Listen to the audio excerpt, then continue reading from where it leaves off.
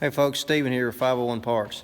Just want to do a quick video on wiring issues on the Yamaha Rhino 660.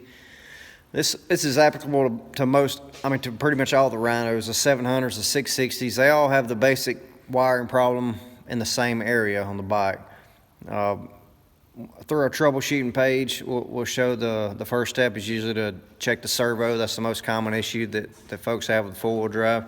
Check the servo motor, next the relays, next the switch, and then finally the wiring. We've seen the wires break inside the insulation before, so you kind of got to get in there with a multimeter, feel it with your fingernail. You kind of got to pull back the wires a little bit. We wanted to go ahead and show you kind of where the wiring problems happen most that we've seen.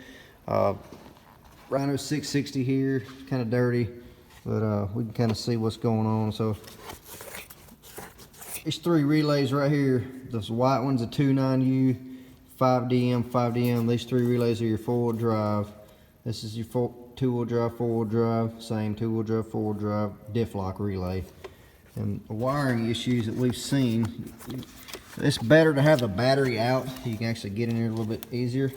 But you want to pull these off the socket. You can take a flathead screwdriver.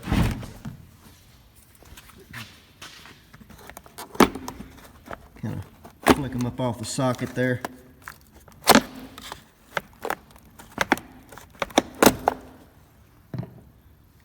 When you've got the battery out, you can kind of see a whole lot better. But pull these relays up out of here, and you can notice right here they make a pretty sharp bend. They kind of get smashed down in here, over the gears.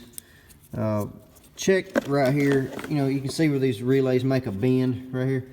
We've seen several with breaks right here inside the insulation, so that's definitely a common area for wiring issues.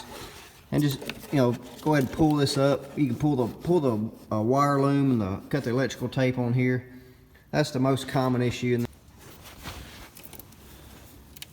Here you go. So here's your two wires going right here down to the servo. This wire here is running from the servo plugs up right here, up the frame here, and up into the battery box. So yeah, it kind of sucks to have to pull all this off, but sometimes you have to do it. Most of the time you can find your issue either right here in this particular wire. I've seen some rub the frame there and break, or right in here. I just kind of wanted to go over the quick.